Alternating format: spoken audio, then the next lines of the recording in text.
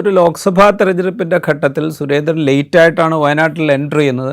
അപ്പോൾ അദ്ദേഹത്തിൻ്റെ ഒരു പ്രസൻസ് ഫീൽ ചെയ്യിക്കാൻ പാകത്തിന് വേണമെങ്കിൽ നടത്തിയൊരു പരാമർശം എന്നുള്ള നിലയിൽ കാണാം. അല്ലെങ്കിൽ ഇപ്പോൾ താങ്കൾ സൂചിപ്പിച്ചതുപോലെ ഇത് വിശാലമായൊരു അജണ്ടയുടെ തുടർച്ചയായി നടത്തിയ ഒരു പരാമർശമായിട്ട് കാണാം. അവിടെ ഞാനൊരു കാര്യം ചോദിക്കുന്നത്, ഈ ഗണപതി വട്ടം എന്നുള്ള പേര് മുൻപ് ഗണപതിയുടെ ശിരസ് മാറ്റി അവിടെ ആനയുടെ ശിരസ് വയ്ക്കുന്നത്, ശിരസറ്റ് പോയപ്പോൾ അവിടെ ആനയുടെ ശിരസ് ചേർത്തത് അവയവം മാറ്റിവെക്കൽ ശസ്ത്രക്രിയയാണെന്നൊക്കെ വ്യാഖ്യാനിക്കുന്ന ഒരു മിത്താണ് എന്ന് പ്രസംഗിച്ചത് വലിയ വിവാദമായിരുന്നു കേരളത്തിൽ. അപ്പോൾ ഇതിനൊരു സാധ്യതയുണ്ട് ഇത്തരം പ്രയോഗങ്ങളിൽ എന്ന് കേരളത്തിലെ BJP-യോ ചിലപ്പോൾ RSSന്റെ നാഗ്പൂർ കേന്ദ്രവും തിരിച്ചറിഞ്ഞതിൻ്റെ തുടർച്ച കൂടി ആവാം ഇത് തെരഞ്ഞെടുത്തത്.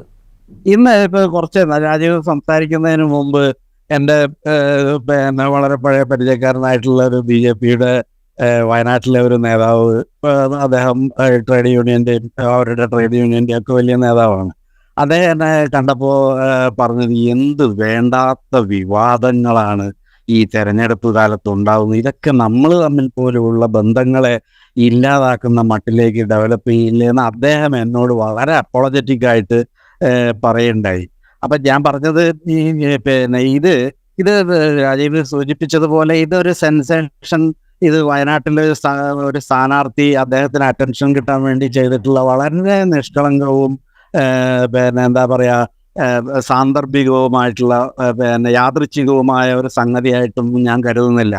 ഇതിൻ്റെ ലോഞ്ച് തന്നെ ഞാൻ പറഞ്ഞില്ലേ, ഇത് അവരുടെ ഐഡിയോളജിക്ക് വേണ്ടിയിട്ട് 24 hours പ്രവർത്തിച്ചുകൊണ്ടിരിക്കുന്ന റിപ്പബ്ലിക് ചാനൽ പോലുള്ള ഒരു വിഷം ചീറ്റിക്കൊണ്ടിരിക്കുന്ന ഒരു ഒരു ഒരു ഒരു മീഡിയ ഹൗസിൽ നിന്നാണ് ആദ്യമായിട്ട് ഇത് വരുന്നത്.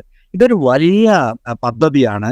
ഇലക്ഷൻ കഴിയുന്നതോടുകൂടി നിൽക്കാൻ പോകുന്ന ഒരു സംഗതിയല്ല. ടിപ്പു സുൽത്താനെ ചൊല്ലിയുള്ള ഈ സംഗതി കേരളത്തിൽ വ്യാപകമാക്കാൻ പോകുന്നു എന്നുള്ളതിൻ്റെ സൂചനയാണ്. പക്ഷെ കേരളത്തിൽ ഇത് കൊടകിലോ കർണാടകത്തിലെ ചില നിരക്ഷരർ മാത്രമുള്ള ഗ്രാമങ്ങളിലോ ഒന്നും നടക്കുന്നത് പോലെ കേരളത്തിൽ ഇത് നടക്കുമെന്ന് ഞാൻ കരുതുന്നില്ല. വിജയിക്കാൻ പോകുന്നില്ലെങ്കിലും അവരുടെ ഉദ്ദേശം ഇതാണെന്നെങ്കിലും നമ്മൾ തിരിച്ചറിയണം. വാസ്തവത്തിൽ ഇത് നമ്മളെ പഠിപ്പിക്കുന്ന ഒരു കാര്യമുണ്ട്. നമ്മുടെ മീഡിയ ആവട്ടെ, നമ്മുടെ അക്കാഡമിഷ്യൻസ് ആവട്ടെ, നമ്മുടെ നമ്മുടെ നല്ല ജേർണലിസ്റ്റുകളാവട്ടെ, അവരൊക്കെ ചെയ്യേണ്ടുന്നത് ഈ വക കാര്യങ്ങളിൽ ഇവരോട് തർക്കിക്കാൻ പോകുന്നതിന് പകരം, വ്യാജവുമായി തർക്കത്തിൽ ഏർപ്പെടുന്നതിന് പകരം സത്യസന്ധമായ ചരിത്ര വസ്തുതകളെ സംബന്ധിച്ച് സാമാന്യ വിദ്യാഭ്യാസമുള്ള സാധാരണ ആൾക്കാർ, വലിയ അക്കാഡമിക് പശ്ചാത്തലം ഒന്നുമില്ലാത്ത ആളുകൾക്ക് കൂടി ഈ വക സംഗതികൾ, ഇവർ ഈ സെൻസിറ്റീവായിട്ടുള്ള സംഗതികൾ മനസ്സിലാക്കാൻ പാകത്തിൽ വളരെ ബാലൻസ്ഡ് ആയിട്ടുള്ള സത്യസന്ധമായിട്ടുള്ള എഴുത്തുകൾ ഉണ്ടാകണം. മീഡിയ അത്തരം ടോക്കുകൾ, ഇപ്പോൾ സുനിൽ പീളയിടത്തിനെ പോലുള്ള നമ്മുടെ സ്കോളേഴ്സ് എത്രയോ കാലമായി ഇതൊക്കെ പറഞ്ഞുകൊണ്ടിരിക്കുന്നുണ്ട്. ഇപ്പം ഞാനിപ്പോൾ ഈ ടിപ്പു സുൽത്താനെ പറ്റി പറഞ്ഞ കാര്യങ്ങളൊക്കെ വളരെ മനോഹരമായി സുനിൽ പീളയുടെ ഒക്കെ നടത്തിക്കൊണ്ടിരിക്കുന്നുണ്ട്. പക്ഷെ അതിനെ ഒരു ക്രോഡീകരിക്കാനും അതൊരു സമൂഹത്തിൻ്റെ പാഠ്യ പദ്ധതിയുടെ ഭാഗമാക്കാനും ഒക്കെ നമ്മൾക്ക് കഴിയേണ്ടതാണ്. പല ലെവലുകളിൽ നടക്കേണ്ട കാര്യങ്ങളാണ്. ഞാൻ അവസാനം ഒറ്റ കാര്യം കൂടി ചോദിച്ചോട്ടെ. ഇപ്പോൾ ഈ ലോക്സഭാ തെരഞ്ഞെടുപ്പിലോ അല്ലെങ്കിൽ വരും ദിവസങ്ങളിലോ ഇത് അജണ്ട ആക്കിയാൽ പോലും കേരളത്തിൽ വിറ്റുപോകുക അത്ര എളുപ്പമല്ല.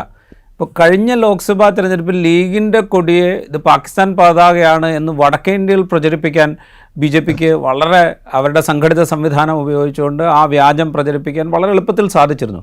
ഇക്കുറി രാഹുൽ ഗാന്ധി മത്സരിക്കാൻ വരുന്നത് ടിപ്പു സുൽത്താൻ പേര് മാറ്റിയ, ഗണപതി വട്ടം എന്ന പേര് സുൽത്താൻ ബത്തേരി എന്ന് ടിപ്പു സുൽത്താൻ മാറ്റിയ പ്രദേശം കൂടി ഉൾപ്പെടുന്ന ഒരു മണ്ഡലത്തിലാണ് എന്നുള്ള മട്ടിലൊക്കെ നറേറ്റീവ് ഉണ്ടാക്കിയെടുക്കാൻ ഇവരെ കൊണ്ട് കഴിയുമോ? അതെങ്കിൽ ആ നറേറ്റീവ് ഒക്കെ സൃഷ്ടിച്ചാൽ അത് ഈ കേരളത്തിൽ കഴിയില്ലെങ്കിലും അവർക്കറിയാം കേരളത്തിൽ കഴിയില്ല. അതുകൊണ്ട് തന്നെയാണ് അവർ ഈ പറഞ്ഞ പോലുള്ള സോക്കോൾഡ് നാഷണൽ മീഡിയ വഴിയാണ് ഇത് ഓപ്പറേറ്റ് ചെയ്തുകൊണ്ടിരിക്കുന്നത്.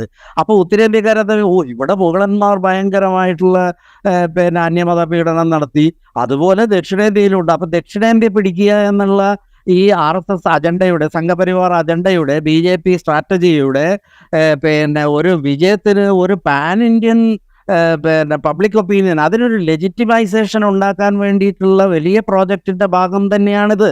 ഇതിനെ ലഘുവായി കാണരുത്. ഇത് അതുകൊണ്ടാണ് ഞാൻ പറഞ്ഞത്, ഇത് തുടക്കം തൊട്ടേ റിപ്പോർട്ട് ചെയ്തു വന്നിരുന്ന നമ്മുടെ മാധ്യമപ്രവർത്തകർക്കും തെറ്റുകൾ പറ്റി. അവർ ചരിത്രം തികഞ്ഞു പോകുന്നതിന് പകരം എന്താണ് ഇത് ഉന്നയിക്കുന്നതിൻ്റെ പിന്നിലെ ഐഡിയോളജി എന്താണെന്ന് വ്യക്തമാക്കാനായിരുന്നു നമ്മുടെ മീഡിയ ശ്രദ്ധിക്കേണ്ടത്. പകരം